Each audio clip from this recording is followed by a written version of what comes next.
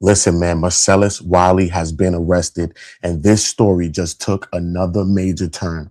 Former NFL star Marcellus Wiley has now reportedly been arrested in Florida on domestic battery charges and is being held without a bond. And at the same time, he's already facing multiple civil sexual assault lawsuits that have expanded in recent months with new accusers, even a production person from ESPN as well.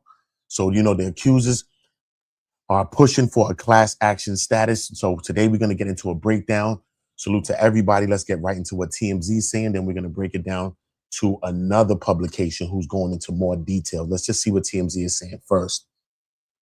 It's crazy.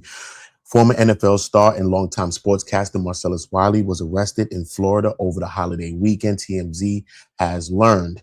Now, according to jail records obtained by TMZ, Wiley was booked into Orange County Jail on July 4th on a charge of domestic battery. Now, the 51-year-old remained listed in the jail system following the arrest. According to custody records, he is being held without bond. Details surrounding the alleged incident that led to the charge and who was involved were not immediately available. Now, Wiley enjoyed a nearly 10-year NFL career after being selected by the Buffalo Bills in the second round of the 1997 NFL Draft. Now, the defensive end also suited up for the San Diego Chargers, Dallas Cowboys, and Jacksonville Jaguars, earning a Pro Bowl selection in 2001 after recording a career-high 13 sacks with the Chargers. Now, following his retirement from football, Wiley transitioned into broadcasting, becoming a familiar face on sports television.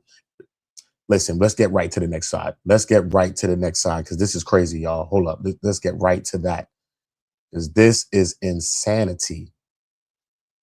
This is insanity. Salute to everybody. Top of the morning. Hope you all had a happy 4th and everybody is safe and well. Listen, they said former NFL player and media personality Marcellus Wiley is facing a new wave of sexual assault allegations, with 4 additional women coming forward in recent court filings that significantly broaden an already ongoing legal battle tied to his time as a student athlete at Columbia University and his later professional career. Now, the latest claims were submitted this month as the part of an expanded litigation in New York where 3 women, again, 3 women had previously filed lawsuits accusing Wiley of rape during his time at Columbia in 1994. Now, listen to this. The new filings introduced allegations from 4 more accusers, including a former ESPN production assistant, and are being used to support a motion seeking a class action status against both Wiley and the university. Okay, not only Wiley, they seeking it against Columbia University as well. In sworn statements submitted under penalty of perjury, the new accusers allege that Wiley leveraged his status as a student athlete and his reputation to gain their trust. Their attorney argues that Columbia failed to act appropriately on earlier complaints, allowing Wiley to maintain what she described as a false image of safety, respect, and integrity, which may have placed additional women at risk. Now, among the new accusers are 2 women who allege assaults occurred in California between 1995 and 1999. Another accuser claims Wiley began interacting with her when she was 13 years old. Wow. After visiting her middle school in Buffalo, New York during his time with the Buffalo Bills. She alleges that he initiated contact, gave her relationship with her and her family, including offering gifts and invitations to his home. According to her statement, Wiley continued the relationship over several years. So she's like 20 years old. On her 18th birthday, he flew her to Dallas, where he was playing for the Dallas Cowboys, and coerced her into sex. Now, she described the incident as rape and claimed that she had been groomed over time. Now, a separate accuser, identified as a former ESPN production assistant, alleges that Wiley assaulted her in a hotel room in 2009 after inviting her under the pretense of a work meeting. In a statement, she claims that Wiley emerged naked and physically overpowered her, leaving her fearful for her life. And she says that she repeatedly asked him to stop. Now, two additional accusers alleged incidents in the late 1990s, including one who says that she was attacked in a Culver City apartment and another who claims that she was raped in a hotel while attending the University of Southern California. The latter states that she reported the alleged assaults to the Los Angeles Police Department, though no charges were filed at that time. The newly filed allegations are tied to an ongoing effort by one of the original plaintiffs, identified as Jane Doe, to convert her lawsuit into a class action. Her initial complaint, filed in 2023, alleges that Wiley raped her in his Columbia dorm room in November 1994 after inviting her to study. She claims the university officials discouraged her from going to the police and instead handled the matter internally. That's crazy. Student athlete, all of that, handled it internally. Nasty work. All allegedly, but still nasty work. Two other former Columbia students have also filed lawsuits alleging rape in the dorm rooms in 1994. One claims that she was told that Wiley would be suspended, while another alleges that when she reported the incident, the university official delayed action, citing Wiley's upcoming football game. Oh my God, that's nasty work. First of all, they said he was going to be suspended. Then another one delayed the action, saying that he has an upcoming football game and we need him for the university. That's nasty work. So I can understand why Columbia University is also a part of the class action lawsuit. Attorney Laura Gentile, who represents multiple accusers, alleges that in the court filings that Columbia was aware of multiple complaints but failed to take meaningful disciplinary action. According to the filings, Wiley was placed on academic probation rather than formally disciplined for misconduct and was allowed to complete his semester remotely. By promoting, protecting, and elevating an actual predator, Gentile wrote, the university enabled further harm, a claim that Columbia has contested in its legal response. Now, Wiley has consistently denied all allegations. In a prior court filing, his attorney stated that he denies that he committed any of wrongdoings alleged and disputes that any plaintiffs were harmed. And the filings also challenges whether the claims can be pursued as a class action. Columbia has stated in a legal filing that any alleged action by Wiley were beyond the university's control. This is nasty. After all these years and after y'all kept it on the hush hush, mum's the word, Columbia stated that in a legal filing that any alleged actions by Wiley were beyond the university's control. Are you serious? When y'all keeping him there for games allegedly and all of that. This is all alleged, but this is just crazy that Columbia University would respond with that. That's crazy. A hearing to determine whether the case will proceed as a class action is scheduled for May the 12th, and a ruling is expected in the weeks that follows, man. This is nasty. This is nasty. This is nasty work, fam, for Marcellus Wiley. It seemed like it got a pattern here going on, but everything is alleged. Everybody got their day in court to figure out what he did, but it just seems like it's a major negligence on part of the university. It's crazy. You know what I mean? This went on for so long. I would like to see if I can find, I'm going to try to Google and see if I can find the university's actual statement, man. Let's see if we could find that. Let's see if we can. Salute to everybody. Make sure y'all dropping a like. This is nasty work. 4th of July, you arrested. You know what I mean? Time when you think you'd be spending time with your family, enjoying your kids, enjoying those types of things. You arrested and held without bond. Okay. And it's tied to so many other things. And it seems that there's a long list of accusations, a laundry list actually of accusations against Marcellus Wiley. We know that Marcellus Wiley is a figure that speaks out against a lot of different things. Some people will make this a conspiracy thing. He speaks out, a lot of times, you have your sports figures or people that you like in entertainment or just people you like in real life. And sometimes you never want to believe that a person can be a predator, a person can be a person that's grooming, a person can be a person that's graping, or any of those things, no matter the color of a person. Sometimes you just see a person in the light that you do see them. And it's just hard for you to try to you know what I mean, kind of see a person like that. But this is nasty work, though. I know that. University response to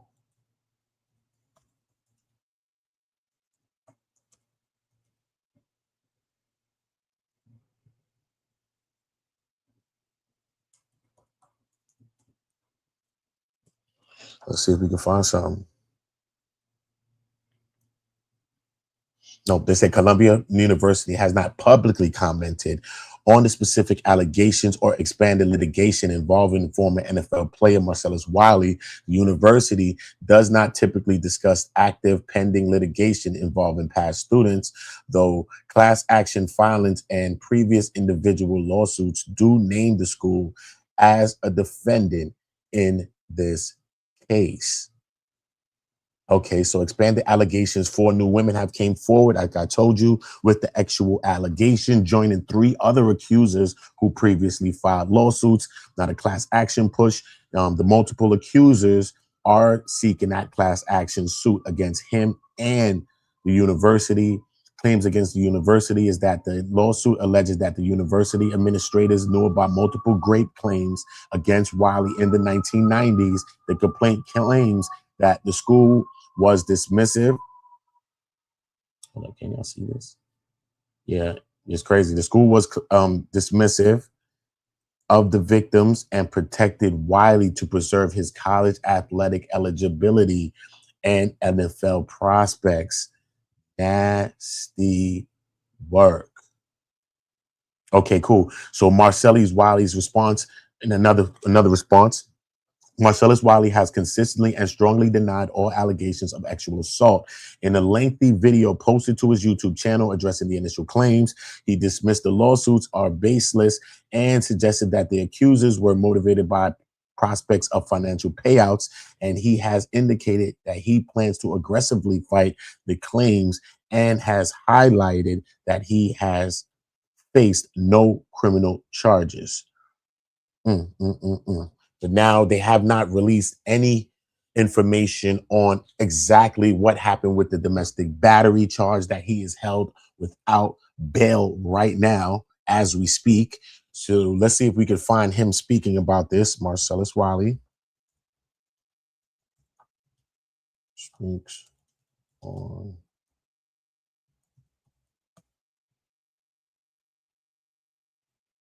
Okay, I got something from Vlad TV. I just don't be liking to share Vlad, man. Vlad is a devil when he's ready. Straight. He is a devil when he's ready. It's a 10-minute video. I could do that though. They said he spoke it on his channel though. Okay, this is something right here.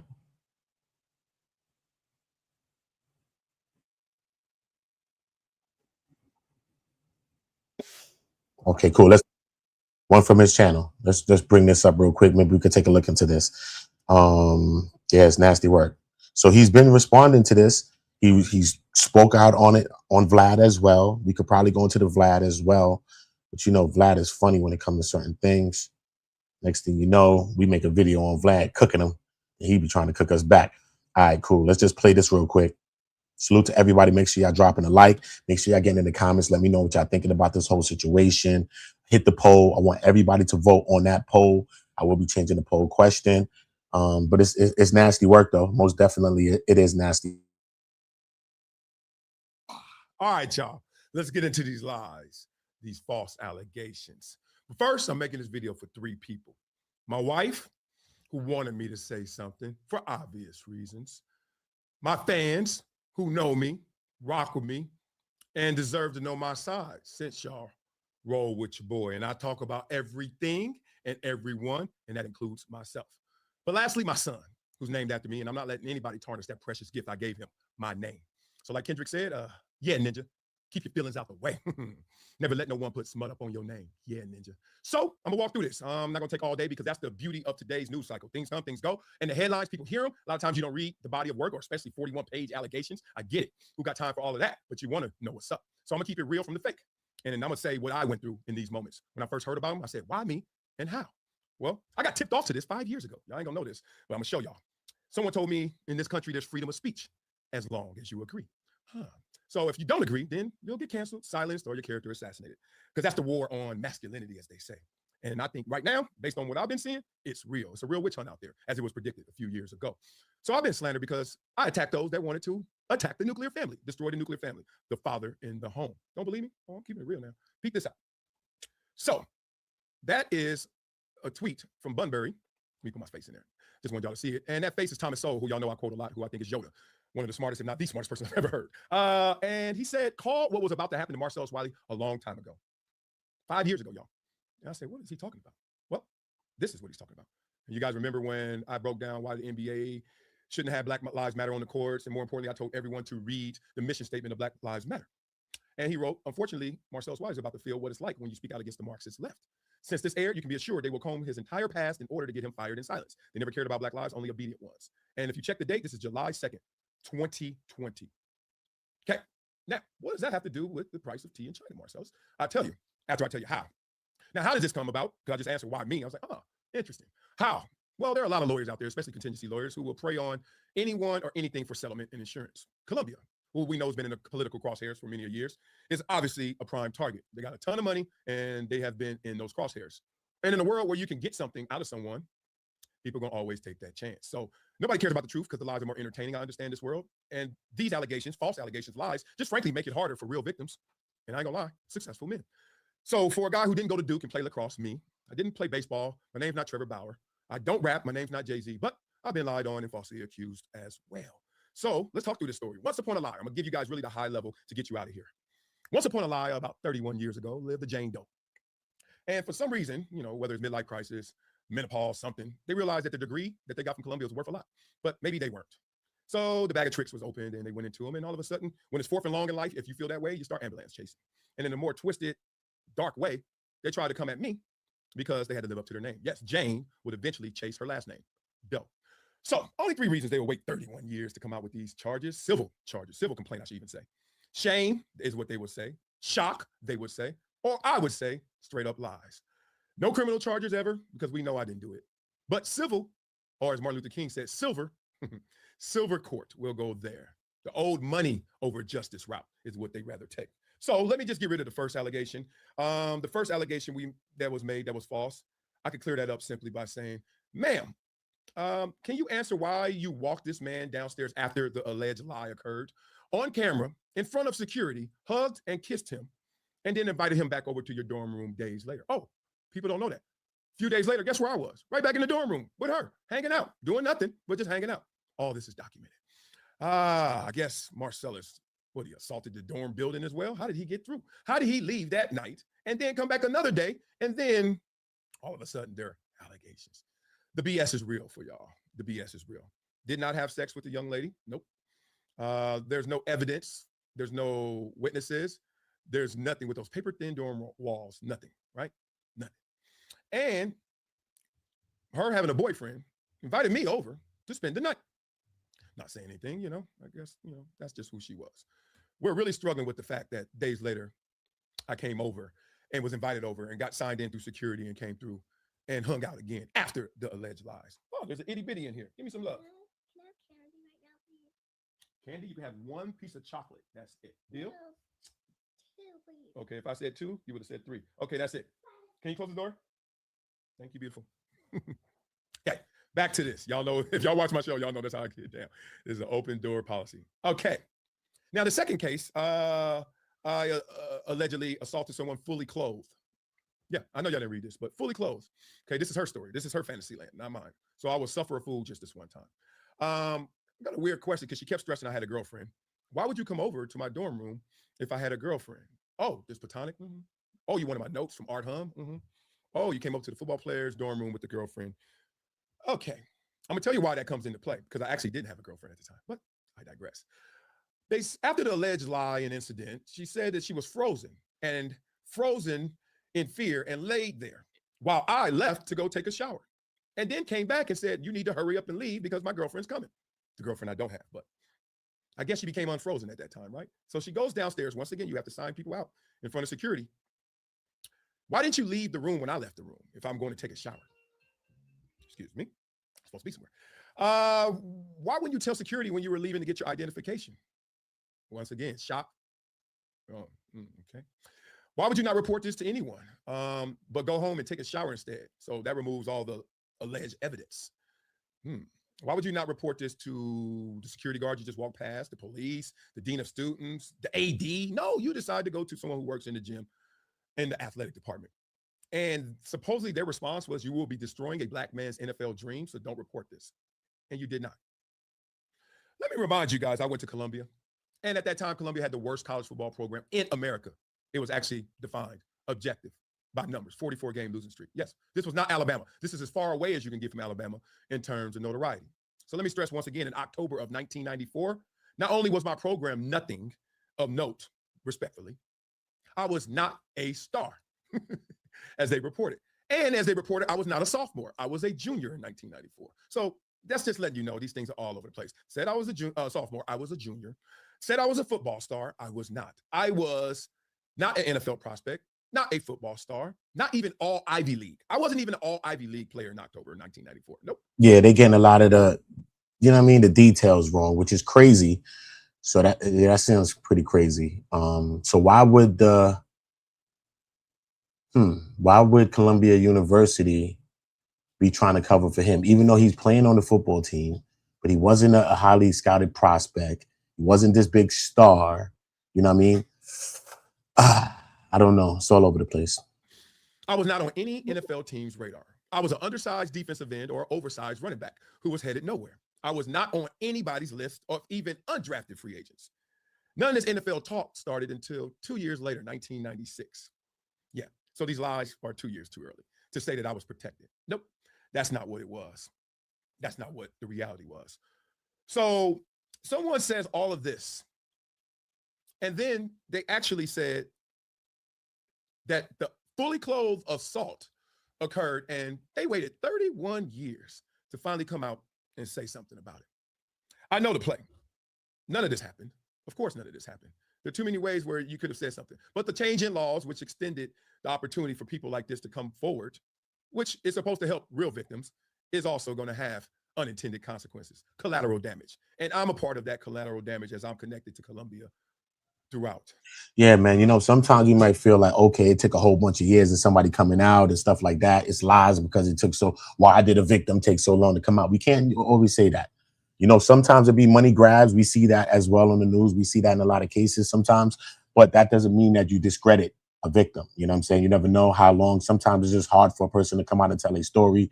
You know, it's embarrassment. You got to go public. Next thing you know, you being scrutinized. Next thing you know, you the victim. Now you seen as the predator, like you preying upon a person or whatever the case may be. So there are many situations. So we just can't look at a situation all the time and say just because a victim comes out years later that doesn't mean that it happened at all.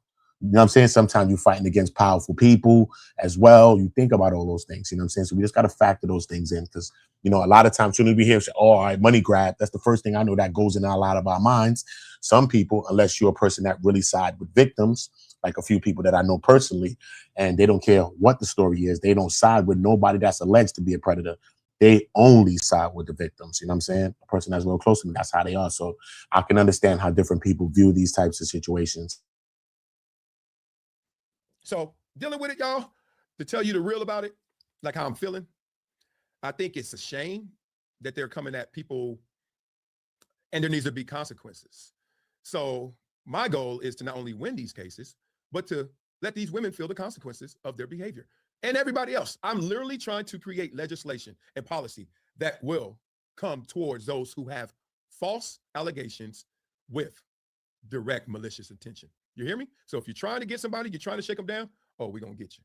Yep, I am on that mission because not only does my wife deserve better, you guys, fans deserve better, my son deserves better. I went 31 years, NFL career, broadcasting career, and 3 Man of the Year awards and all those countless years of playing ball and being in the limelight. And this is how you think I'm about to fall down? This is how you try to take me down? Not that easy. Nah, it's not happening on my watch. Well, y'all rock with me. Love you guys. Just had to get that off my chest. And more importantly, get that in front of you guys. And without further ado, you know how we do on this show. It's time to flow. Let's go get this. Woo! Go get it, Wiley. Hey, can't believe it. They're trying to deceive it. 31 years? Nah, come on, y'all. You gotta be better than that. Come on, here we go. They digging up dirt from 94. What's the mission? Trying to frame a man with no charge, no conviction. Not a foul, not a case, not a court in sight, but now they show up with lies overnight. 31. We don't want to hear your music, Wiley. We damn sure don't want to hear your music, sir. Okay? Cool. Might have to bring up that Vlad thing, though. Might have to bring up that Vlad thing. Hold up. Let me see where that's at. It's craziness, though, bro. Let's bring up that Vlad thing. Let's see if we can find that real quick. Might have to bring that up because that's probably more to the point. Well, you had your own case over a Columbia student that accused you of something from, what, 20 years ago or something? 30 years ago. 30 years 94. ago. Yeah. What exactly was she accusing you of? Sexual assault, same as Diddy, all that. And immediately, like everything, you get split. This is the game of life, just like sports. Mm-hmm. You never walk into any stadium ever and everyone's cheering you. Mm. But also, everyone's never all booing you. So I'm used to this from hello. People gonna ride with you, people gonna ride against you immediately as soon as it gets out there. Once it's in the Not a good look when you say same thing as Diddy. I don't think that's a good look for you to start any conversation like that, bro. Because Kim called it in the chat. I think it's Kim. Said, they sound like some Diddy-ish to me. Right? I'm like, damn, bro. Sound like some Diddy-ish, you know what I'm saying? Shit. Got your ass. So you don't want to start nothing also like that. That just more automatically puts people's minds in the wrong direction. I'm just telling you right now, you know what I'm saying? People start looking at you like that. So you don't want in the ether. So I'm like, all right, this is wild. Cause my boy texted me. I was in the Bahamas. I was on vacation somewhere. And I'm like, what? He all he texted me was an article. He said the downside of fame. And it's one of my best friends. And I read it and I was like, it was like out of body at first. So immediately I went to do my show and I literally talked about that beat by beat, like for an hour, just saying, this is what happened. To give it to you in short, because no one's gonna read the whole 47-page lawsuit, I had to. And I also have my own record from 1994, which has my statements and her statements. Oh, so there was a police report or something? No, she didn't go to police. No. So it was a complaint? Just a school complaint. Okay. Yeah. So now she went to the school and told her version, and I'm gonna give it to you as short as I can so you can digest it. Mm-hmm. I was invited, this is her statement. I'm invited over at 3 a.m. I spend the night to 10:15. This is her statement in 94. Marcellus left the room not knowing he did anything to me because didn't do anything to her. The people still like suspicious, right? Oh, I don't know Marcellus. This is her statement. I invite him back over and he comes back over a couple weeks later. So Columbia hears this whole thing in depth, way more than that. But basically in a secure dorm at 3 a.m, paper thin walls with no complaint ever from anybody, you let someone spend the night that you said assaulted you. And in our school, you got to sign in, sign out, security right there. You don't get your ID back until the person gives you permission. But and then, okay, we hear you. We can hear you. He's over there 7-8 hours and he did what? Why'd you invite him back? So I know I didn't do anything. That's why I'm talking about it right here. Like I don't hide from shit because that's how you lose your freedom. That's how you lose your essence. That's how you lose your just to be able to walk around and keep your confidence and keep your head up. So I'm always gonna break it down. So I was like, what? So that's 94. That's what she said. You know what she said in 2023, 2024? Oh, multiple assaults and rapes and then he did all this stuff and it makes it seem like, so the headline comes out, Marcellus Wiley. And then if you read 2 sentences, you read that, I can't believe Marcellus. I'm like, are y'all kidding me? Columbia football is not big, y'all. I was not even that good the year this was allegedly happening. They don't protect football because they make billions by being an academic institution. I ain't trying to bury him, but I'm just saying though, just because person you came back, that don't mean that ain't that. Sometimes people be making promises. Listen, don't worry about it. I got you. I'm gonna give you some. I'm gonna make sure you straight, man. I ain't mean this. I'm sorry. We never get to hear nothing that happened behind the scenes though, bro. You know what I'm saying? So we don't know, bro. You know what I mean? Facts. Kind of crazy though. Situation is crazy. And I want to bring up the filings. I want to actually bring up one of the documentation. We can actually read through it real quick. I got one on the back screen already. So let's listen to a little bit more of this and I'll go right into that.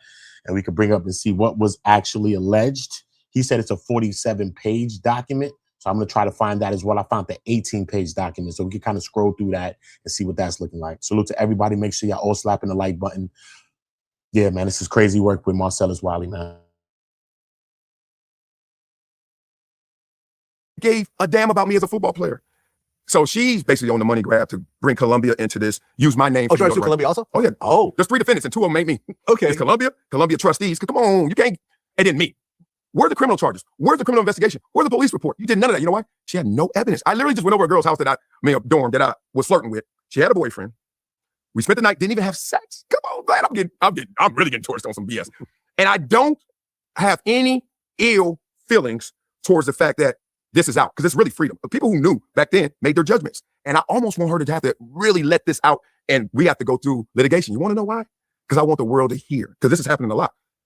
Innocent victims. I end up becoming innocent. I become the innocent, because I ain't do shit.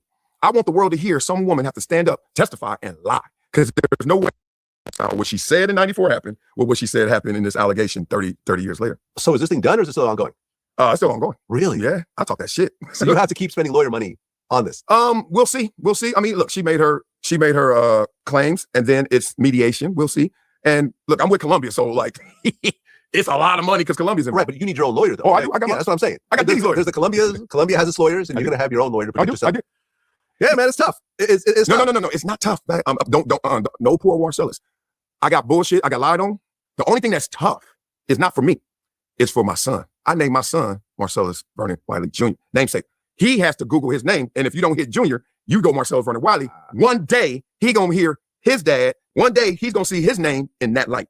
The rest, but that's why I gotta fight that light with the truth, which is, and I got the receipt. It's so crazy. I have a record of someone saying he did nothing, and then 30 years later, because it's advantageous, he did this. So I look, the money, either you pay it or you OJ it, as you said. Look, either you pay it and it's just money, but she stole my son's name in this respect, and that's why I want to make her pay.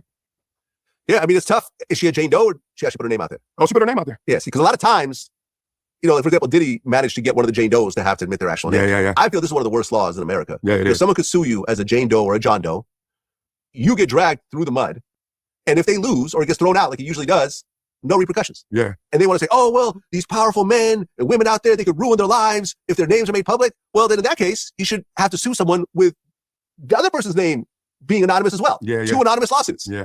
Either make everyone anonymous or make everyone public. Like the fact that one is anonymous, one is public is crazy to me. Yeah, it is crazy. But I understand why they do that, because there are real instances where the power at play and that disparity, like this person versus this person, you got to protect this person. But this ain't my situation. So like you said, it shouldn't be absolute. But I do know instances where I'm like, yeah, protect that motherfucker. Because going against that, it's a whole different animal. But I say it and I say it again. All victims should be heard, but all women ain't victims. And so there have been too many instances where I think court of public opinion, we sitting there like, oh, that's fucked up. Yeah. But who goes through this? I did not raise my hand to get my name drugged through the mud. But since we in this game and it's already out there, let's clean this name off. Remember Duke Lacrosse at first? Everybody kill him. Duke Lacrosse, kill him. They were like, oh, my bad. She lied. Trevor Bauer. Yep. So there are instances where you're like, oh shit, I got that instance right now. So that's why that I might do a little to gain a lot and hopefully protect my son's name. Well, yeah, I mean, with the Diddy lawsuit, the Lil Rod lawsuit, from what I understand, the lawyer who's representing him has done a whole bunch of lawsuits like this. Mm-hmm. And he's basically, he's having to go through hearings himself. Him keep bringing up the Diddy is not a good look, bruh. You don't want to attach no situation you got going on to Diddy. Because whatever you had going on, Diddy, it was wow.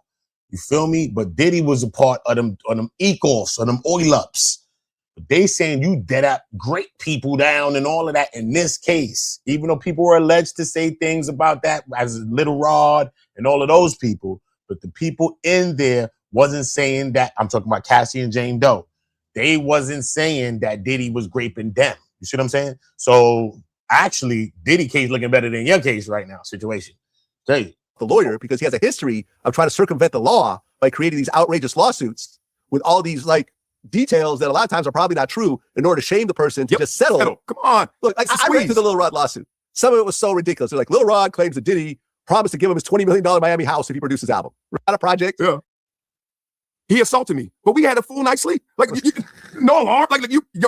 She's literally, and then invited me over. I come back over and hang out again. And that was the first time I was like, she acted weird.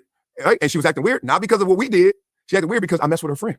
Uh-oh. Come on. This shit is silly. And that's why, like most people punk out in this moment. And I have punked out before on settlements. I'm like, this fucker gonna say this, mate. I don't have so much stuff made up on me before. I'm like, and they're like, settle it. This one didn't offer me the settlement because of Columbia. They're like, why offer Marcellus a settlement with this little $5 million a year making ass when someone got 50 billion? Yeah. So they. Oh, so now he blaming that it's on Columbia University.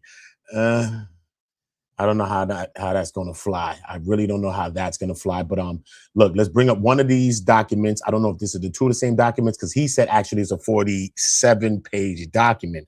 Salute to everybody. Make sure y'all slapping that like button. Let me zoom it a little bit better for y'all so y'all can see it better.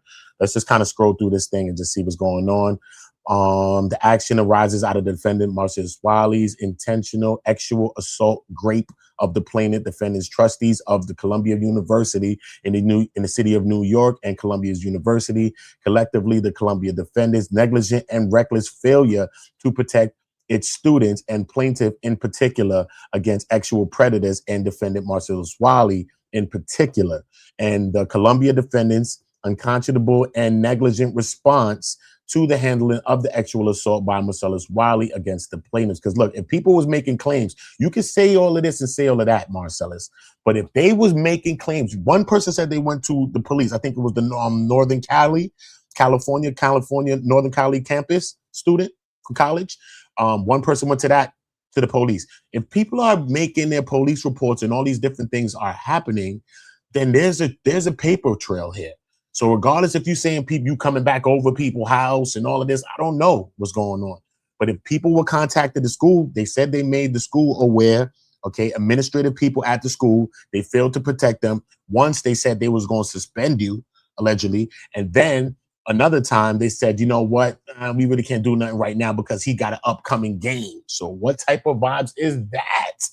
That is nasty work, bro. That's nasty. Okay, nature of the claim. The action is timely pursuant to New York's Adult Survivors Act. That's when people can still come out after a certain amount of years. You can come out still and name your accusers, okay? The plaintiff was over 18 years of age at the time of the assault and other incidents set forth herein. Now, the defendants are liable for intentional and negligent acts and omissions, which means leaving out something, right? Omission is like a lie too as well. If I tell you part of a story and I'm not telling you everything, that means I omitted it. That means I left that part out. And that's what an omission is, right? So omissions which resulted in plaintiffs being a victim of actual assault and resulted in serious psychological, physical, and emotional harm suffered by the plaintiff. Now, the defendants trustees of Columbia University in the city of New York, Columbia Corporation, is a domestic not-for-profit corporation organized under the laws of the state of New York, and its principal place of business in the state of New York, County of New York, is located on Low Memorial Library, 535 West 116th Street, New York. They give you the zip code as well. Columbia Corporation is the governing body of Columbia University, and the corporation is comprised of a collection of well-established, politically connected business people from within and outside of the city of New York. Upon information and belief, Columbia Corporation oversees, operates, manages, and or controls all faculty and senior administrative appointments, monitors the budget, supervises the endowment, sets policies, and protects Columbia University property. Now, the defendant, Columbia University, is domestic. Okay, they said that already. I'm reading that again. Okay, skip. All right, cool. Responding for caring for the plaintiff after the actual assault. Wait. Okay, A, recognizing the response. Okay, wait. A, recognizing and responding to the serial actual predator, Marcellus Wiley. B, responding to and caring for plaintiff after the actual assault by the defendant. See, he's talking about that right there, saying, look, we was in your room. We was in your bedroom. You know what I mean? We still was in the room. Woo, woo, woo. We probably still woo, woo, woo. But in the actual filing, they saying you responded to and caring for the plaintiff after the actual assault by the defendant, Marcus Wiley. And at all time relevant herein, the defendants are vicariously liable for the acts of each other. All times relevant herein, defendant Marcellus Wiley was a resident of New York County, state of New York, residing in Columbia University dormitory. So he was at the dorms. The plaintiff is a resident of Pennsylvania. Okay, plaintiff is president of the assault. Let's go on there. And the callous and university's callous and abusive response. Okay. In the fall of 1994, the defendant Marcellus Wiley was a Columbia University sophomore and star running back. He said he was a freshman or sophomore. I think he said he was a freshman though. I think he said they got this wrong, right? Okay. Was a sophomore and star running back. He said he wasn't a star. Maybe he spoke to these 2 points. Okay. And a star running back, but who's to say he wasn't? On Columbia University's football team, the plaintiff and the defendant Marcellus Wiley became friendly acquaintances at the start of the plaintiff's freshman year at Columbia. So look, here we go. So you said you was a freshman at the time, but they said that they knew you since you was a freshman. That's when y'all got acquainted. Okay, connections being connected. Year at Columbia University, traveling in the same social circles, unbeknownst to the plaintiff at the time that Columbia University had received multiple complaints from a female Columbia University students beginning in the fall of 1993, all of which alleged that the defendant Marcellus Wiley had actually assaulted and or raped them. Okay. On November 18, 1994, the plaintiff and defendant Marcellus Wiley met in the dorm room of a friend of the plaintiff's, of hers, to listen to some music, allegedly. Defendant Marcellus Wiley told the plaintiff that he would come to visit her later that evening in her room. The plaintiff responded, okay, but I don't want to have sex. I am a Virgin Mary, sir.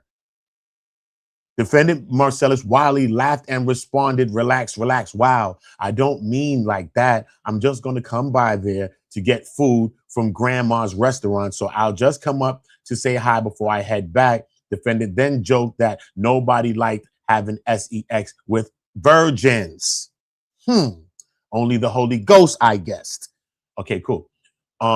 Plaintiff, feeling embarrassed, apologized and assured defendant that she was just being straight up so that he would not feel misled. So defendant Marcellus Wiley then stated, ain't nobody trying to have sex with no virgin. Don't worry, I got you. Just coming to hang out a while and while I eat, and I don't even have condoms on me. Sure, boy. That sounds kind of editorial. I don't know, homie. You ain't got no condom. What the hell that had to do? But that never stopped nothing. People got babies everywhere talking about they supposed to wrap it up. Anyway, a short time later, the defendant Marcellus Wiley arrived at the plaintiff's single dormitory room on the 9th floor of the Shapiro Hall with his dinner. After a few minutes, defendant pulled plaintiff to him without warning and began kissing her forcefully. The defendant towered over the plaintiff at 6'4" and approximately 250 pounds. The defendant forcefully removed the plaintiff's clothes without the plaintiff's permission. The plaintiff never been naked in front of another person before, and the 250 pound defendant Marcellus Wiley then lifted the plaintiff, forced her face down onto the mattress and climbed on top of her, pinned her face down on the bed by the defendant's forearm on her back of her neck, and the plaintiff could barely breathe and feared for her life. Now, the defendant Marcellus Wiley then actually assaulted the plaintiff, raping her multiple times in the Columbia University dorm room. At one point, after the first time the defendant Marcellus Wiley actually assaulted the plaintiff managed to get out from under the defendant and move towards the door, hoping to escape the room. Unable to find her clothes on the floor of the dark room, the plaintiff could hear voices in the hall and was considering fleeing the room naked when the defendant stated, "Come back here. Don't make me come over there and get you." Overcome by terror, the plaintiff froze. The defendant then pulled the plaintiff back onto the bed and actually assaulted her again. The plaintiff did not consent to the actual contact with defendant Marcellus Wiley. The plaintiff was over the age of 18 at the time the defendant Marcellus Wiley actually assaulted her. The actual assault on the plaintiff is an actual offense as described in New York Penal Law 103.35 and other applicable penal law article 130 actual offenses. Now, a few days later in November 23rd, 1994, the plaintiff invited a friend to her mother's house in Brockton, Massachusetts for Thanksgiving holiday. On a return trip, the plaintiff broke down in tears and confided in her friend that defendant Marcellus Wiley had raped her. The plaintiff's friends persuaded the plaintiff to seek help at Columbia's University Rape Crisis Center. Now, when the plaintiff arrived back in New York City, she went directly to see Rachel Efron, a clinical psychologist at Columbia University's Department of Health Services and the director of the Columbia University Rape Crisis Center. With Efron's encouragement, the plaintiff reported the rape to a series of administrators, all of whom were dismissive of the rape.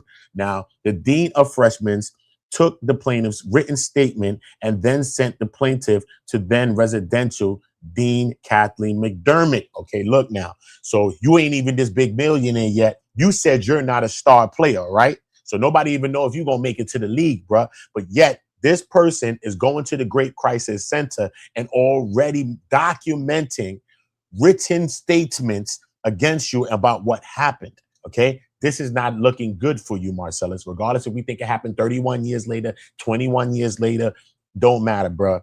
Craig David, 7 days. Craig David's whatever, homie. This don't look good because this happened way before then, and they did actually seek help in this situation. It's all alleged, so I'm not putting. I mean, I'm not the court and the judge and the jury, but this is alleged. But I'm just saying I don't think it looks good for Marcellus Wiley at the moment. All right, residential dean Kathleen McDermott summoned another administrator whom plaintiff had never met. McDermott then required plaintiff to repeat the allegation in front of the administrator, a man and a total stranger to the plaintiff, after which both Columbia University administrators expressed fondness for the defendant, they expressed fondness, bro, nasty, for the defendant, Marcellus Wiley. These Columbia University administrators expressed doubt that the plaintiff had correctly interpreted the defendant's actions as grape, which is crazy for somebody to tell you if you felt you've been raped. I'm not saying it's all alleged, but you said you being raped, and people talking about what? They expressed doubt that the plaintiff had, who are they? Police? Who are they? Like investigators? How you doing this, bro? Y'all probably weird in the building too. You know, some of these people be weird. The defendant's action as grape and suggested that the event was a misunderstanding. The plaintiff firmly explained that she had been raped and that the grape was not her fault. Astonishingly, the Columbia University administrators then informed the plaintiff that they had spoken to the defendant, Marcus Wiley, and shown him the plaintiff's written statement. What kind of thing is that? Why would you be showing him that and not showing some authorities this? What are you showing him this for? He's a student. How are you taking care of something by showing him exactly what's said? You want to keep those kind of things off the cuff so that, you know what I mean, when you get his side of a story, then you could try to do a comparative, right? That's kind of weird that they even upped his mind and put him on game. Plaintiff's written statement, even before they met with the plaintiff, the Columbia University administrators told the plaintiff that the defendant, Marcellus Wiley, did not disagree with the plaintiff's description of the events. Did not disagree? The Columbia University administrators told the plaintiff that the defendant was very sad about graping plaintiff because he really liked her, but the defendant nevertheless just disagrees that it's grape. That's weird. That whole little sentence right here, this whole little part is where he agrees. He don't disagree. So he's saying that they both did it, obviously, but you denying that it was a grape. But how do you say it right here? He felt very sad about graping the plaintiff because he really liked her. How do you say that? Is this his words? But you don't think it's grape? That's weird. Okay. McDermott then told the plaintiff that in McDermott's opinion, the defendant had not actually graped the plaintiff because the plaintiff was not from America and had therefore misinterpreted the defendant's conduct because people from different cultures interpret things differently. That's weird as hell. What are you talking about? Grape is grape anywhere you at. You got a book, you got a Bible, you got scriptures. What, you got Qurans? What are you talking about, bro? No matter where you're from. That's weird as hell, bro. People from different cultures interpret things differently. What? If you're forcing yourself on me, what are you talking about? Pause, not on me. But if you're forcing yourself on a person, that's weird. The person said they wasn't even naked around a person before and was a virgin. So how would you not know what's going on with your body, bro? If you're also a virgin. Okay, that's if you are, you know what I mean? Because it's all alleged, but if we're going by what the story's saying, this don't even make sense for them to say that. They just caping and capping for him, son. This statement right here. It's crazy. Anyway, the other administrator did not contradict McDermott. In other words, the plaintiff grape did not count in Columbia, in the Columbia University administrator's eyes because of her ethnicity, country of origin, and immigration status. That's wild. The Columbia University administrators then told the plaintiff that they would look further into it and the defendant Marcellus Wiley would be disciplined. Remember, they said he was going to be suspended. Okay, McDermott explained that Columbia University would not expel the defendant, but that the defendant would be suspended and that the incident and the resulting disciplinary action would go on the defendant Columbia's university record. However, upon information and belief, the Columbia University administrators then instead arranged for the defendant to be placed on academic probation, the basis for which was listed on the defendant's record as poor grades. So he wasn't even on academic probation for the actual situation that happened. They decided it as poor grades, which many people are on academic probation for that same reason, rather than for actual assault. Now, the defendant Marcellus Wiley was required to complete the spring 1995 semester from home in Los Angeles. They said he had to do it remotely from home in Los Angeles, but was not officially suspended, nor was plaintiff's allegations reported to law enforcement by the Columbia University administrator. This is my part, because they showed him the documentation and all of these different things, got him up on game of what her story is or her side of the allegations. So you're basically bringing his mind up to speed, right? And didn't show the actual complaint to any law enforcement and any officials so that they could have done and conducted a proper investigation based on her own information or what she filed in her complaint. And then based on what he's going to say happened from his own words and not from knowing her words and being able to compare and be able to combat what she's saying. You know what I'm saying? So they actually made him privy to the filing, which is crazy. Over the following month, the plaintiff was advised by other students that the defendant Marcellus Wiley had actually assaulted several other female students prior to the plaintiff's actual assault, and that some of the defendant's victims had reported the actual assaults to Columbia University without any meaningful response from the Columbia University. Now, during the spring of 1995 semester, while the defendant Marcellus Wiley was in Los Angeles on academic probation, plaintiff and plaintiff's friend, who had encouraged the plaintiff to report the grade, began receiving harassing telephone calls in which the caller would breathe heavily and then hang up. After several of these phone calls, the plaintiff went to Columbia University investigators and Assistant Director of Security James Lynch. The plaintiff told Lynch about the calls and showed Lynch a copy of her written statement, whereupon Lynch, gobsmacked by Columbia University's callous handling of the situation, told the plaintiff that he would take care of it. Now, a few days later, Lynch summoned the plaintiff back to his office and told the plaintiff that he had spoken to the defendant, him as well. Wow. And the defendant, Marcus Wiley, would not be calling the plaintiff again. That when he returned to campus, the defendant would not look at her or speak to her, and that if the defendant Marcellus Wiley ever tried to communicate with the plaintiff in any way, the plaintiff should report it to Lynch right away. Now, the plaintiff never received another harassing phone call after Lynch spoke to the defendant. Well, finally, at least Lynch came and spoke up and did something on the lack thereof of what Columbia University was trying to do. At least he, you know what I mean, made her feel safe, you know what I'm saying? Regardless of the fact we got children, sometimes you just don't want to believe stuff, but you got sisters, you got moms, you got, you know what I mean, cousins, you got, you know what I mean, friends, you got children, daughters, nieces, you know what I mean? Come on, bro. You just want somebody to make a claim that, you know what I mean, one of those people to make a claim and it just goes just under the bridge, you know what I'm saying? So we want to take claims as serious, at least, you know what I'm saying? And you know what I mean, if he has his day in court, he has his day in court. But upon information and belief, just 1 month prior to the plaintiff's actual assault, a female Columbia University student told the deputy's athletic director, Jacqueline P. Blackett, that she had been actually assaulted by the defendant, Marcellus Wiley. You got mad people coming out, bro. He ain't no big millionaire yet. All of these people's coming out. It's craziness. Whereupon Blackett told the female student that complaining about the assault was likely to be a waste of time. Now, Blackett said that she would tell the defendant, Marcellus Wiley, that the female student had said, but only after Columbia University's upcoming football game, which is nasty work, against Princeton University, because Blackett did not want to interrupt the defendant's concentration before the big game. Now, Blackett warned the female student to consider her own reputation. They always do this to you, shame you for wanting to come out about your stuff. They come shame you down. That's why victims don't be want to come out, because this is what happens. They're telling you this, consider your own reputation. See what I'm saying? Another reason for you not to speak your mind about something. Feel me? It's crazy.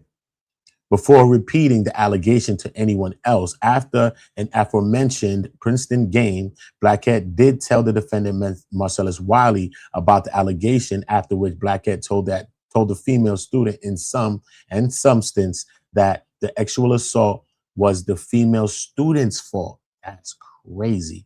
And that Blackette would not take part in derailing a good black man's NFL chances. Oh, I know how you mean, man. A lot of people do go through that, but you know what I mean? Crazy. It's a tight situation right there. The female student who reported the assault was also black. Or so they was both black. So what the hell are you talking about? You don't want to stop a black man, but then you're also trying to put down a black woman.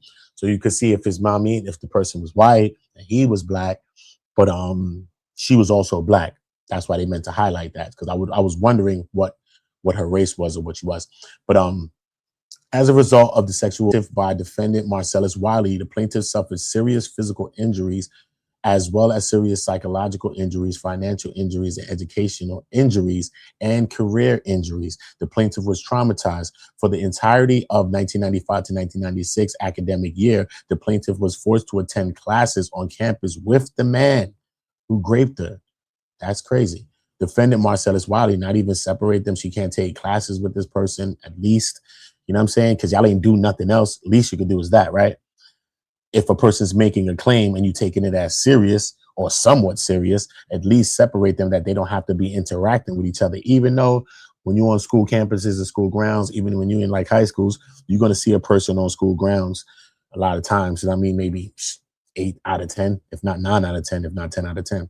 So the plaintiff returned to her home in Brockton, Massachusetts, and wrote to Kathleen McDermott to inquire about the procedure for taking a 1 or 2 month leave. McDermott, who had previously, the plaintiff had not been raped. Damn, bro, she ain't been raped. How you so sure that she haven't been raped as a woman as well? Why wouldn't you want to take a woman's claim serious? You know what I'm saying? Instead, that the plaintiff take 1 year mental health leave, 1 year away from school to seek treatment as a victim of sexual assault. So wait a minute, you don't believe it happened or something, but you want me to take 1 year off leave for treatment of a victim of sexual assault? So that means either I've been through it or I haven't. And why aren't you taking it serious if that's the case, right? The following spring, while on mandatory leave, the plaintiff attempted unaliving herself. Damn. And was admitted to a locked hospital ward for 2 weeks before being released. Sad. Upon information, damn, this person went to this length, attempted unaliving, bro. And these things are documented, and that's crazy, bro. So you think this person's just doing that to themselves for nothing? Just for a payout and a money grab like you're making it seem, sir? I don't know, bro. It's kind of crazy. Upon information and belief, the defendant Marcellus Wiley never missed a single football game in 1994 season and remained eligible to play in the 1995 season when he returned to Columbia University. Now, the plaintiff became active in Columbia University's chapter of the Take Back the Night, an international nonprofit organization with the mission of ending sexual relationship and domestic violence in all forms. Through her volunteer work for Take Back the Night, the plaintiff often spoke to other victims of campus sexual assault. On several occasions, the plaintiff learned that other female students had reported being sexually assaulted by the defendant Marcellus Wiley to Columbia, both prior to and after his sexual assault of the said plaintiff.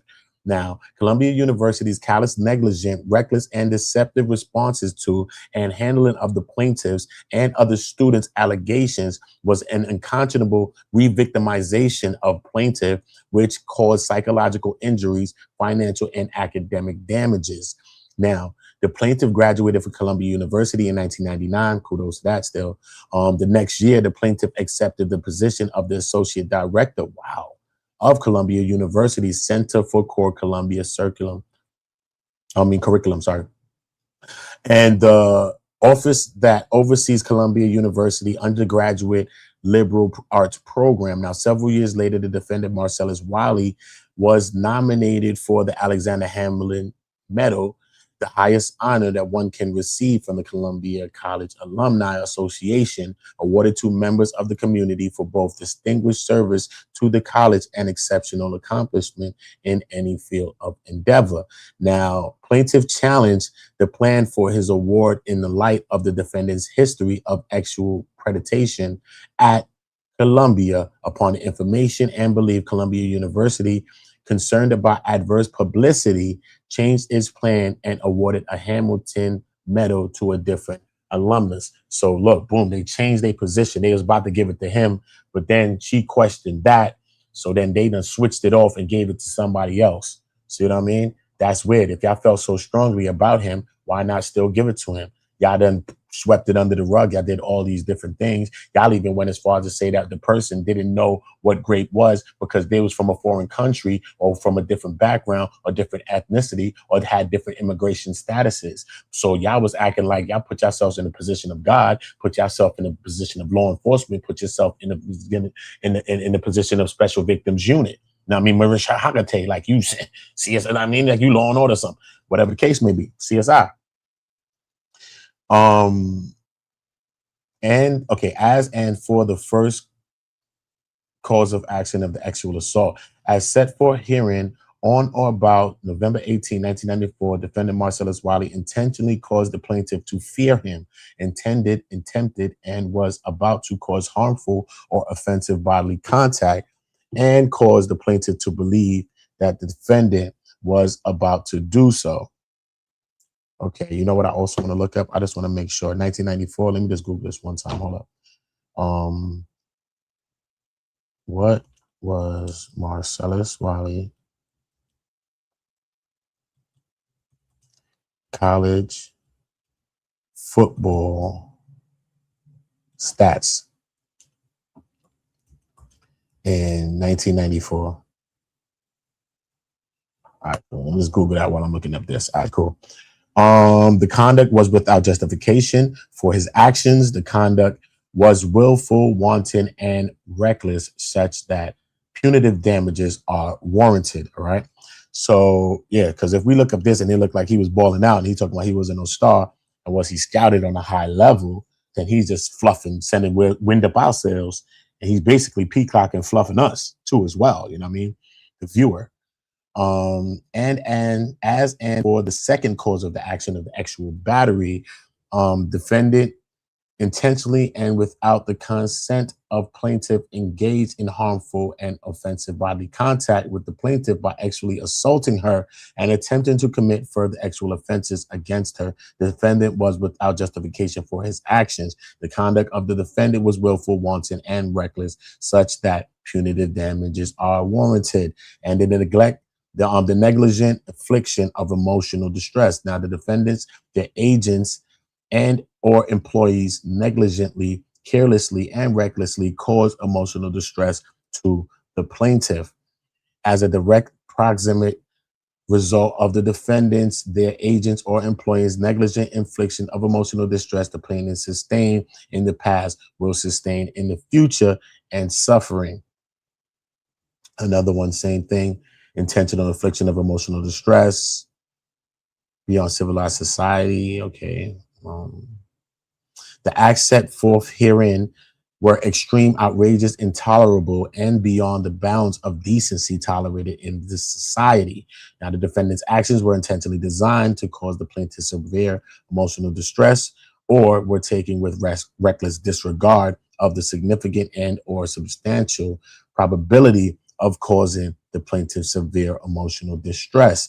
And as a direct proximate, the results of the defendants, their agents, okay, you know, we read that before, same thing. Pain, sustained payouts and pain and suffering. Okay. At all times relevant to this action, the defendants had duties to provide their students, including plaintiff, with a reasonably safe environment to protect victims of sexual abuse from being re-victimized by their assailants, and to provide students, including plaintiff, with, at the minimum, the protection set forth in the Columbia University's own policies and the applicable ordinary standard of care.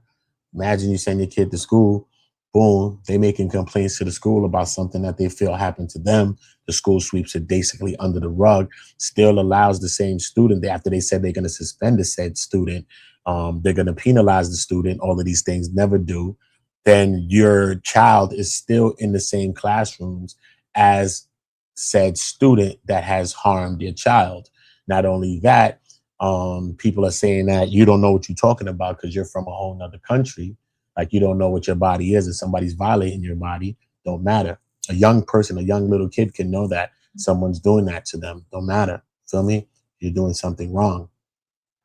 So just the negligence of this whole situation is just pretty crazy. You know, the defendants breached these duties by, this is Columbia University itself. The defendants breached these duties by failing to promptly remove a student with multiple allegations of sexual abuse against him from plaintiff specific dormitory, from student houses in general, and from general student population, as well as by conducting its investigation in a deceptive and insensitive manner in violation of Columbia's university's own policies and applicable ordinary standard of care. They even came with the letter, gave him the letter to read, right? Didn't call no law enforcement, didn't get no investigators to really look into the situation. Once you bring him privy or make him privy to the set information that the student is coming out and alleging against him, now he can do a counter, counter argument to what the person is saying, as well, So I just think the way they handled that, allegedly, but the way they handled that as far as Columbia University was very negligent and very reckless. So the defendant's negligent, reckless, wanton, and or recklessly indifferent acts and omissions directly and unnecessarily cause plaintiff additional pain and suffering stemming from the already tragic sexual assault by the defendant, Marcellus Wiley. Now, as a direct and proximate result of the defendant negligent, reckless, wanton, and or recklessly indifferent acts and omissions, plaintiffs suffered damages, including but not limited to emotional trauma, mental anguish and suffering, impairment of reputation, personal humiliation, embarrassment, substantial anxiety, and economic loss. As and for the sixth cause of action, which is the breach of contract, the actions described herein are caused in whole or in part by the negligence and carelessness of the defendants. The plaintiff entered into an arrangement with the Columbia University and as part of that agreement paid tuition and other compensations to Columbia University in exchange for certain benefits. As part of the agreement, the Columbia defendants promised to provide Columbia University students, including the plaintiff, with a reasonably safe environment. This is the contract. You're taking people payments to protect the victims of sexual abuse from being re-victimized by their assailants and to adhere to the canons set forth the truths in the Columbia University own student bill of rights and other policies. Now, the Columbia defendants breached their promises by failing to provide a reasonably safe environment, by failing to promptly remove a student with multiple allegations of sexual abuse against him from the plaintiff specific dormitory, crazy, still was in the same dorms, student housing, and general student population, and by conducting its own investigation, which was crazy, in a deceptive and insensitive manner in violation of Columbia University's policies and applicable ordinary standard of care. As a direct result of the Columbia defendants' breach of contract, the plaintiff did not receive the benefits of her bargain. Y'all taking people money, but y'all ain't living up to your end of the bargain. You're just sweeping people cases under the rug, people's situations under the rug. That's pretty crazy. Sustaining monetary damages as well as consequential damages relating to the disruption of her education. Now, negligent hiring, retention, and supervision. Columbia defendant had a duty to supervise and prevent known risk of harm to its students by its employees, including plaintiff, and breached this duty. The Columbia defendants were negligent in hiring, retaining, and supervising its personnel who were careless, unskillful, negligent, reckless, and acted in willful and wanton manner in failing to properly train employees and staff and failing to take appropriate and timely disciplinary actions. At all relevant times, the Columbia defendants, agents, servants, and or employees failed to properly observe, supervise, inspect, and monitor the conduct, duties, and tasks being carried out by its employees where it's known and or foreseeable that students could be victims of sexual assaults. Now, the Columbia defendants, agents, servants, and or employees did nothing to investigate or prevent further malfeasance by the defendants, Marcellus Wiley, demonstrating their conscious and reckless disregard for the safety of students on its campus and ratifying defendant Marcellus Wiley's conduct. Now, as a result of such negligent hiring, supervising, and retention, plaintiff was caused to suffer serious personal injuries, emotional distress, conscious pain and suffering, mental anguish, and or physical manifestations thereof, and other losses, all of which have not as of yet been ascertained. Now, as a result, damages. As a result of the actions set forth herein, the plaintiff has been injured physically and emotionally, suffered trauma to her body systems, suffered mental and emotional damage, financial loss, injury to her career and education, all of which injuries will be permanent or have permanent effects, suffered financial loss, and which have required and will require in the future medical care. Now, the acts set forth herein were extreme, outrageous, intolerable, and beyond the bounds of decency tolerated in this society, for which the defendants are liable in punitive damages. By reason of all, the foregoing plaintiff was damaged in sum which exceeds the jurisdictional limits of all lower courts, which would otherwise have jurisdiction. By reasons of all, the foregoing plaintiff was caused to sustain serious injuries in that her reputation was damaged, her good name was damaged, and she has suffered shame, depression, embarrassment, mental strain, mental anguish, mental distress, extreme emotional distress, and humiliation. And as a result of said injuries, the plaintiff has been caused to incur and will continue to incur expenses for professional and or medical care. And the plaintiff was and will continue to be rendered unable to perform her normal activities and duties and has sustained a resultant loss therefrom. Now, the defendant's acts and omissions were negligent, grossly negligent, malicious, and intentional, wanton, and so reckless as to the amount to the conscious disregard of the plaintiff and justify the award of punitive damages. Wherefore, the plaintiff demands the judgment against the defendants herein in a sum exceeding the jurisdictional limits of all lower courts, together with punitive damages and the attorney fees, costs, and disbursements of this action. This is the verification. Let me see. Jessica Woodrow, an attorney duly admitted to practice before the courts of the state of New York, affirms that the following to be true under the penalties of perjury. I am an attorney for the plaintiff. I have read and annexed the complaint and know the contents thereof, and the same are true to my knowledge, except those matters therein which are stated to be alleged upon information and belief. And as to those matters, I believe them to be true as well. My belief as to those matters therein not stated upon knowledge is based upon facts, records, and other pertinent information contained in my files. This verification is made by me because the plaintiff is not presently in the country where our offices are maintained, which is Cortland Manor, New York, as you can see in the filing. Jessica Woodrow, her signature. Damn, it's not a good look, man. It's looking pretty bad for Marcellus Wiley. Yeah, man. Most definitely not a good look for Marcellus Wiley, man. All alleged, though. Like I said, all alleged. Yeah. But it's looking like they own him, though. It's most definitely looking like they own him. Yeah, he in a bad situation, though, man. He's most definitely in a bad situation. No bail on a misdemeanor as well. You know what I mean? Basically, things in your past. Also things in your past. I don't know how serious the crime was that he did, the assault and the domestic battery that he did. In this instance, this situation where he's arrested right now, they haven't brought out any information on it. It's been mum's the word on everything. But what I will say is that You know, many things, many speckles in your past can be reasons of why they don't want to give you a bail or a bond, and they want to hold you as well. You know what I mean? So it just don't have to be based upon this situation here.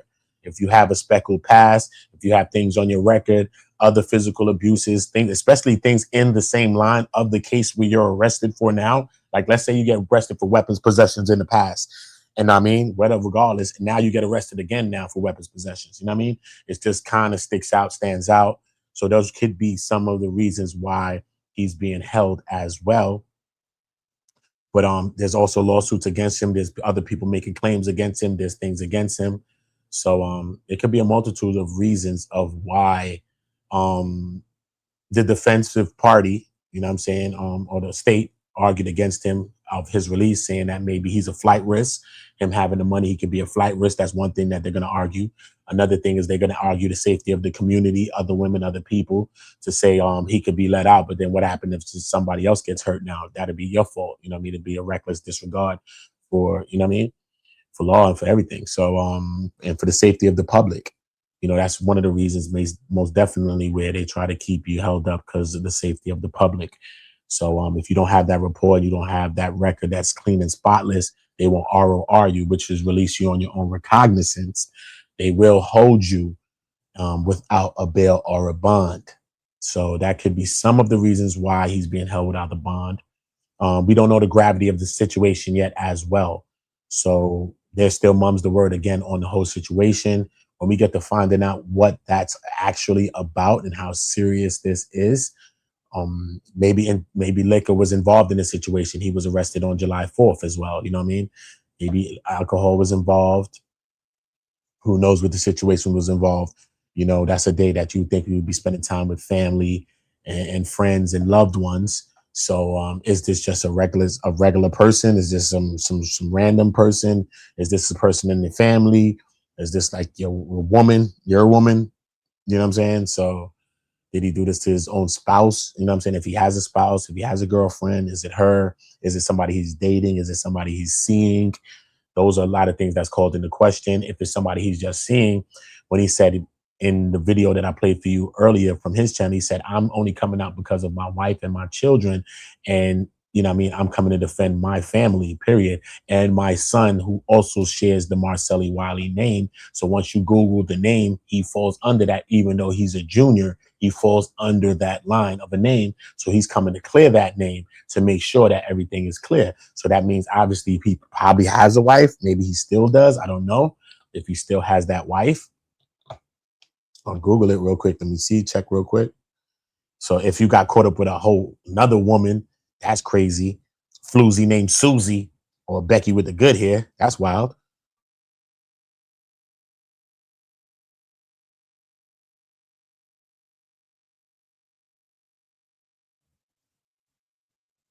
Yes, based on the latest publicly available reporting, Marcellus Wiley is still married to Anne-Marie Wiley, the former cast member of The Real Housewives of Beverly Hills. What? Let me look it up. Hold up. Anne-Marie Wiley. Oh, I seen her before. Was she Jamaican or something? She looks strong. Oh, that's his wife. All right, cool. I'll bring it up for y'all. I can show you how she look. Hold up. I want to get it crispy clear. Let me just go to images real quick. Yeah, I seen her before. Damn sure I seen her before though. Okay, there we go. Let me zoom this image in. Okay, that's it. Hold on, let me screen share this to y'all real quick so y'all can see what she looks like as well. And say reportedly he's still on paper, on files to be married to her still, you know what I mean? So did you do this to her, which is your wife? That'd be kind of crazy, you know? If you did it to another woman, well, you got a wife, it's even crazier to me, you know what I mean? That's even crazier, you know what I'm saying? Yeah, but that's his wife right here. So yeah, it's a nasty situation, man. But you know, I will be updating y'all on the facts on this situation. I would try to obtain other documents because he said there was a 47-page document. What I just read to y'all was 18 pages. Shout out to the Reading Rainbow. I can read anything. I mean, because Uda know how to read very well, right? Cool. When he was in them streets, like King Vaughn in them. But anyway, RIP King Bone. But salute to that. But yeah, so I will be updating you on this as well. But if there are other cases or situations like this, update, breaking news and things like that, all you got to do is message me, try to get it to me as well, and keep me on top of certain stories, certain news stories as well. My Instagram is Udo on Go, just like this one. You know, you could follow me on Instagram, follow me on TikTok, you know, you follow me on Twitter, Kick, all of that. But you can shoot me a message and I'm saying, yo, Uda, have you heard about this? If it's a case that you want me to cover, a situation, a news article, a story, you know, I get outside and cover stories as well. If it's something that you want me to get on top of course, yeah, just message and reach out to me, man. Most definitely, we're a community. Here we on Go. Shout out to the whole Go gang. Everybody's on Go around me. But one thing we're going to be on Go is not individually. We got to be on Go together and on Go for each other. Everybody can do things for themselves. Sometimes people don't have the confidence to do things for themselves, to be on Go for themselves. A lot of people being bullied, a lot of people being taken advantage of. That's why we most definitely got to stay on Go for each other. You know, no race, no creed, all of those things do not matter when it comes to being on Go for each other. There's no color on a good person. That's a fact. Like there ain't no color on a bad person. You feel me? So we're going to see past that. But yeah, we most definitely got to stay down for each other. That's one thing that people don't like to do, especially on spaces like YouTube and internet and all of that. A lot of time we so much apart from each other, so much against each other, and we don't believe each other a lot of times. You know what I mean? So let us do that, especially here on Go. We're not into echo chambers. Everybody's able to have their own thoughts, their own opinion on any topic, any situation I'm talking about and covering. I don't block people for those things. People joke with me and we joke with me. I never block people for that. It's not that serious. We're able to all have our own opinion. You know what I mean? Hopefully we're being respectful at how we convey our opinion. So that's all we could ask. You know what I mean? So yeah, man, it's a wild situation. Yeah, man, like I said, man, it's a tough one for Marcellus Wiley. Hearts go out to the victims. It's all alleged. But you know, so many times we shame victims. We just make people think that just because they come out later in time that it can't be true. If it was our family member, our niece, our mother, our aunt, our sister, our this, our that, our daughters, we would have a different viewpoint on the situation. So sometimes you just got to take that into heed, even though, again, everything is still alleged. That don't mean we just jump out the window and say everything, because he will have his own day in court, be it civil, be it criminal, whatever. We've heard Marcellus say that this is a pay grab, a money grab. So basically people going for civil suits and not trying to go and get him. Like Diddy's case, you know what I mean? A lot of people in Diddy's case, they didn't file criminal complaints. They actually went and all filed civil suits. It's on the back of Cassie's complaint is where the criminal part of Diddy's case ended up springing up into action. You know what I mean? If it wasn't for Cassie coming out first, then there would be no criminal charges on Diddy. He would have never been in that federal court. So on the back of her allegations is what stemmed to that. And on the back of her, because nobody came out before to civilly sue him either. So on the back of that as well, people came out to civilly sue him. And, you know, his lawyers was making a big thing of that, like how Marcellus was just talking. You know, they just everybody went civil and nobody went criminal. You know what I'm saying? But we did see that Diddy was found guilty of 2 of the, I think 5 or 6 charges that were against him, which was the RICO and the actual trafficking. And he ended up getting pros obtrusion, interstate commerce, you know what I mean, which is the payment and the facilitation of prostitutes to engage in actual acts. Okay, so salute to everybody. Welcome to On Go. If you're new here, make sure everybody's subscribed. Everybody's hitting the notification bell. I want y'all all to drop a like on this video. Likes are free. That's what we ask you for, things that are free. Likes are free, shares are free. Hype this video when it ends if you can. Most definitely subscribe to the channel and hit the notification bells onto all so you're notified when I'm dropping new content. I'm going to start to get more live, more again, you know, cover more news story, cover more trending things. You know, I like talking about real stuff, you know, things like this, cases like this. It just hits home for me, just the way I think. You know, I've had family members that were abused as well and things like that. So, you know, I'm against bullying. I'm against certain kind of situations. Hence, like the Carmelo Anthony situation, I kind of felt like he was being bullied, even though I still say RIP to Austin Metcalf, because I don't think that he should have been passed away. I still don't think that Carmelo Anthony should be doing 35 years. I think they're both young kids, you know, so certain things are just close to my heart, just close to my spirit, certain situations, certain cases. And I just like to talk about these types of things because I'm very passionate about this, you know what I mean? So help somebody today. Don't think about your own self. If you're a guy or you're a man, help a younger person, a younger guy today to not go through some of the things you've been through, to get up out those streets or whatever we can do and help them to be better in the future. If you're a woman listening to me, help a younger woman, a younger girl to, you know, not go through some of the things you went through, some of the things that you've seen. You know, maybe you didn't have a parent that was there for you. Maybe you can lean some help towards her that can make sure that she's right in the future as well. We may never get accredited for any of those things, but that's how we go about helping our future, by helping the young people. And again, you see how I said that I want the men to help younger men and younger guys, and I want the women to help younger women and little girls, because at the end of the day, sometimes it gets mixed and the seasons get mixed up. And, you know what I mean? We have PDF type of issues. We have, you know what I mean, situations like those where a person is helping you and showing you things. And now, you know what I mean? Now they feel they have a right to your body, a right to your mind, a right to your emotions, or a right to anything. Not to say that both same sex parties cannot be predators as well, because we know that there's no gender on a predator, no race, no creed, no nothing on a predator. A predator can be anyone, but let the men start helping younger guys and younger men, and may the women start helping younger women and younger girls. All right. Salute to all of y'all, man. I love y'all all. I'll be back with another one in a minute. You already know the vibes. Ooda, ooda, ooda. Always on go. All my niggas from the Ooda. All my niggas turn shooters. Ooda, ooda. All my ops turn rap. All my niggas turn shooters. Shooters on the internet. You ain't been this right. You been stuck in the all my niggas turn shooters. Ooda, ooda. All my ops turn rap. All my niggas from the Ooda. All my niggas turn shooters. Ooda, ooda.